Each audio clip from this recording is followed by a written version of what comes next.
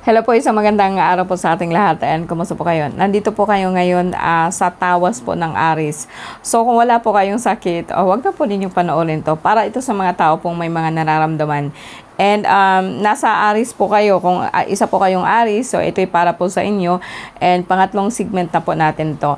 And lagi kong ipaalala po sa inyo na kung gusto po ninyo magpatawas, maupo po kayo dyan sa harap ko and isipin po ninyo ang altar po natin para makareceive po kayo ng energy and pakinggan po ninyo ang dasal. Ang pinaka-importante po dito yung dasal, yung like parang isa-submit po ninyo ang sarili niyo sa Diyos Ama para po maisali po kayo talaga sa dasal, no? Okay, sa lahat po ng Aries, para po to sa inyo and imagine niyo lang po na nasa harapan ko kayo and isipin po ninyo ang araw na nakatutok po sa inyo no, mula po sa itaas. And yeah, exhale po, inhale, exhale, and i-relax po ninyo ang inyong mind and buksan po ninyo ang inyong isipan sa lahat po ng mga tao, sa lahat po ng Aries, para po sa inyo ito. Kristak, Ortak, Aminetak, Komitak, Aminetak, Hiptak, Tuay, Milumiat, Hokbi, Biromia, Ubaram, Dakak na.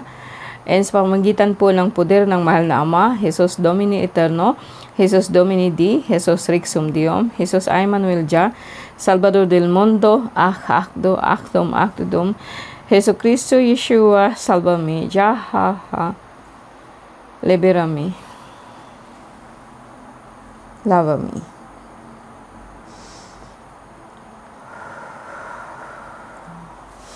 Okay, yeah, yun pa lang po is parang ang gaan na po sa pakiramdam, ano.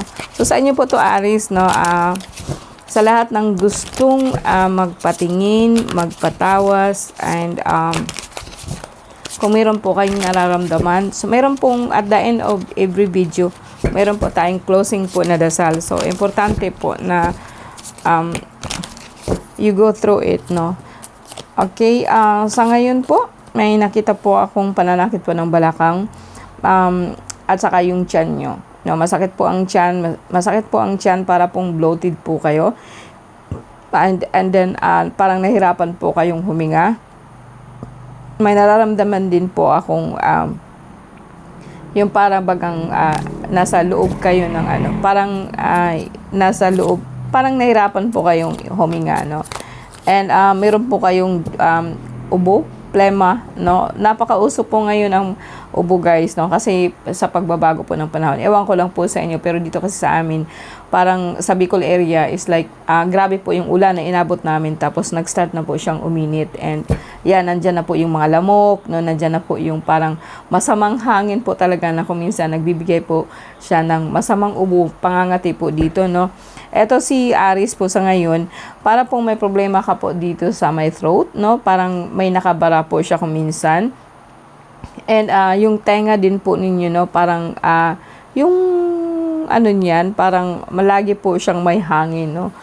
And yan po idala po ng sipon, plema, and kailan po sa ngayon is like sa lahat po ng Aries, siguro mga baguhan to, no, or para pong kumbaga sa akin, yung nararamdaman ninyo ngayon is parang ang bigat po ng pakiramdam nyo, lalo na sa bandang tiyan. Masakit din po yung tuhod nyo, no? Parang nahirapan po kayong maglakad, yung parang naguhit po yung sakit sa tuhod nyo, no? And meron din po akong nakikita po na talaga pong bloated ang tiyan. Then kung mapapansin po ninyo, yung ihi po ninyo, no, may bula po, or sabihin po natin na may amoy, no, kasi talaga pong hindi maganda po ang nyo, hindi maganda po yung nasa internal na nararamdaman po ninyo. Nandyan din po yung pananakit po ng likod, minsan po nahihilo. Talaga pong eto, guys, sa iba, no, hindi siguro sa lahat, no. May nakita po talaga akong plema, ubo, ay itong parang kumbaga sa akin, meron kang plema, kuminsan wala kang ubo, pero sa kaso mo kasi ngayon, talaga pong sumasakit talaga po ang likod po ninyo. And may nakita po akong parang hindi ka masyadong nakakahinga ng maayos, no. Pero so far wala akong nakitang yung allergy or something, para lang po talagang kinakapos ka po ng hininga, madaling mapagod, no? And may nakita din po ako ditong panghihilo, no? And biglang nahilo ka, no? And so far, yeah, yung balakang nyo masakit, no? Tingnan po natin kung gawa po siya ng tao or gawa po siya ng elemental, no? Aries, no? Aries, March 21 to April 20. Para to sa inyo, sa lahat po ng Aries.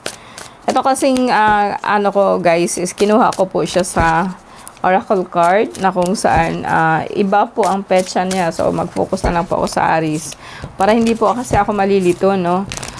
Aries, para po sa inyo to. Baka po mali lang po yung card ko kanina kasi medyo talaga po masama pakiramdam niyo. Okay, sa ngayon po, talagang buong katawan po ninyo masakit. Masakit po ang likod, ha, number 1. Masakit yung likod ninyo, no? Lalo na po sa bandang area po ng, kumbaga sa akin, itong dito sa may baba po o pang ibaba po. Kaya lang hanggang sa taas talaga yung pananakit po niya, no? May nakita po akong sa right po, no? Sa right side po ng tagiliran yung sumasakit yan. And, well, kung sasakit man lang po ang titingnan po natin, well, nandyan na po yung stress ka. Siguro, Aries, masyado kang stress sa ngayon, no? May nakita po akong parang kontrata sa lupa o may problema po kayo sa lupa. Pero, more on, baka po pwedeng, wala akong nakitang abroad. So, parang ang Aries ngayong buwan na to, actually, today is blood moon, no? Siguro, kaya po siguro medyo masama po talaga ang card nyo, no? Sa akin, ang ano ko kasi dito is like, tagiliran mo po masakit. Masakit po yung, tsaka, yung parang ang bigat po ng pakiramdam nyo, no? And, nandito na rin po yung issue pa rin po ng hiwalayan, no? Hindi pa ba tapos itong Aries na to? And, itong kumbaga sa akin, parang nawalan ka na po ng, nawalan ka po ng gana sa lahat po ng kung ano ang gagawin mo, parang dahil po lagi ka nga po naiinis at lagi nga po walang pera, bumaba din po ang pulang dugo nyo, no? So sa ngayon guys, no, sa Aries to, so I can say po na etong problema mo is like due sa stress po, and mayroon po ako nakikita talagang bloated po na tiyan, no? Parang nasubrahan kaya ng kain lately, no, mga Aries, no? And pero yung buong katawan po ninyo masakit, parang hindi po kasi kayo natutunawan agad-agad, no? And may nakita din po ako ditong hustisya about, talagang lagi ko po nakikita yung issue po ng hiwalayan. Ang Aries kasi masyado pong yung parang madaling, yung bagang so hindi sila masyado pong, kasi apoy kasi ang Aries, no? So, kuminsan talaga pag nagtatampo, pag nagagalit, parang ang tagal matatapos ito, no? Anyway, masakit po ang likod mo, katawan mo, and pulang dugo, may problema po. Siguro na nga po dahil sa sinasabi ko sa iyo na stress ka sa pera, no? You want to move on, and pero actually, sa ngayon po, medyo okay na kayo ng jowa mo, no? And parang naayos na po ninyo. And even though you wanna walk away, but parang binabalansi mo muna ang lahat, no? And sa ngayon, kaya lang po yung pagsisikap mo maghanap buhay, yung parang nawalan ka po ng gana sa negosyo mo, nawalan ka po ng gana na magplano, no? Yun ang napansin ko kasi nga po is like, parang lagi pong may nakahadlang sa'yo, naiinis ka kasi. Yung stress mo po kasi dati in the past is like, hanggang ngayon, it's still haunting you. And mostly kasi parang nakita ko, guys, yung sipon mo, masama talaga pakiramdam mo. And dahil din po ito sa stress, no, as I said, no, wala kang pera, yung pera mo kulang talaga. And guys, siguro naman, no, sa mga Aries, I think hindi lang kasi ito may sakit ka because of gawa po ng tao, no, actually not. Parang gawa po talaga ito kung saan grabe po kasi yung stress mo. And parang babago-bago din po yung panahon kasi nga po yung ubo mo masakit talaga po mo. Pero although ganito din, lang siya. So kumbaga sa akin, ang issue mo doon sa asawa mo is like, if you, kumbaga sa akin, kung para man lang sa mga bata, nag-okay kayo, you decided to stay, and parang yung iniisip mo na, okay, eto na lang, ganito na lang. Kasi nakita ko talaga dito, kasi ang issue kasi dito is like, parang mabigat na talaga ang pakiramdam mo kasi gusto mo na talagang umalis, gusto mo nang makipaghiwalay, Pero sa akin, it's just like pinagtimbang-timbang mo siya, and then, okay, sige, sila na naman or kayo na naman ulit, Wag kasi ikaw masyadong maniniwala sa mga chismis, And if you want to focus or you want to work on your relationship para hindi ka po matatamaan masyado. And the next time siguro focus ka ulit sa negosyo, focus ka ulit kung ano po ang kailangan mong gawin. Just kasi hindi naman talaga ito masyadong hindi siya masyadong grabe yung nararamdaman mo. More on stress lang po talaga. Like parang wala ka pa pong magagawa so far. So actually mayroon akong i-introduce sa inyo guys. Actually this tarot card is ito na yung makikita ninyo for the first few days po na daily tarot, kasi is more on sa sarili po natin. So, tingnan po natin kung anong advice po para sa Aries. Kukuha po ako ng isang card po dito, and youth. Okay, so ang lumabas po dito is number 3. Yeah. Ito kasing Dreams of Gaia na tarot, actually is an oracle card, but is an 81 cards. Gusto ko lang sa inyo konti, like para po sa mga tao po talagang gusto po mag-attract po ng kung saan pera, saan sa abundance, or more on inner drive. Kumbaga sa akin, alamin natin kung ano ang lakas po natin. Yun lagi po ang ini-aim po natin. Beside po sa mga sakit, then pagkatapos move on. Wag mo nang isipin po masyado ang wala kang pera, may sakit ka, may nararamdaman ka. May nararamdaman ka kasi ngayon because you are not happy. More on parang yung alam mo yung Four of Vows. Kung titingnan po ang card na yan, is parang alam mo talaga na nawalan ka ng gana, Nawalan ka ng gana sa hanap buhay, lahat-lahat na. So, make a new plan. Magplano ka po ng panibago. And then after that, tingnan mo yung kung ano yung skill mo, kung ano yung kailangan mo talagang i-develop. Focus on yourself, kasi ang youth kasi is like more on, siguro itong mga Aries sa ngayon is like parang medyo bata pa, or sa ngayon kasi pag isipin mo ang youth, number 3 is like this is actually a journey kung saan kailangan mo na talagang magiging matatag ka, gamitin mo yung instinct mo, kasi ito kasi kung titingnan mo ang card po na yan is like a very positive area, which is this young girl.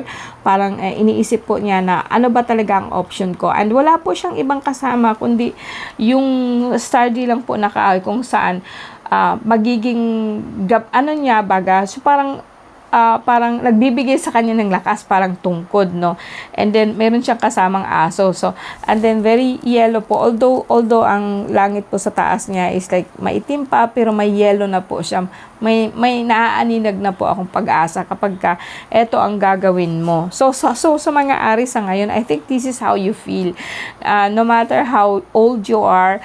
Parang ngayon kasi parang okay, ito ang gusto kong ibigay din sa inyo sa advice na to, kasi wala ka naman talagang actually sakit. Dala po ito ng sobrang pag-iisip, So, sa akin, balik ka ulit, Like, believe in your instinct, Tapos kahit wag kang umasa na kahit na kanino. More on, kahit sabi ko nga sa inyo, kahit tungkod is something to give you strength, Parang magiging alalay mo siya kahit gaano pa kahirap po yung terrain na dadaanan mo, pero may tungkod ka na magbibigay sa iyo ng lakas kahit pa paano. And the dog is a symbol of instinct. Parang yun lang po, kailangan mo talaga na makinig ka sa intuition mo, makinig ka po sa lakas mo, makinig ka po sa kung anong magsimula ka ulit. This is in short, magsimula ka ulit, So, ito ang pwede kong advice sa lahat po ng Aries, hindi lang ito tawas, kundi para sa akin, it's like a spiritual journey po para po sa ating lahat. Maraming salamat po guys, and magandang gabi po. Bye po Aries, and bago pa ako makalimot, as I said, may dasal po tayo, and ang dasal po natin is to illuminate po yung cross po na dinadala po natin, and dasal po ng mahal na ina. Kung alam po ninyo ang orasyon po ng Reyna Trinidad, ito po yun, no?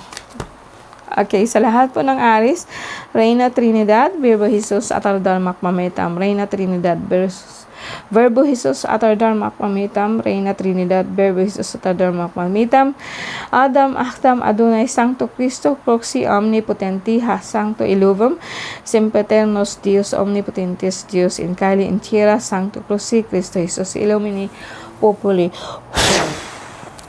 So, para sa akin, bigyan ko kayo ng lakas po ng mahal na ama, mahal na anak, at mahal na espiritu, and din sa mahal po na ina, which is Reyna in Tierra Sora, Verbo Jesus, Atardarmak Mamitam. Okay po guys, maraming salamat po sa lahat po ng Aries.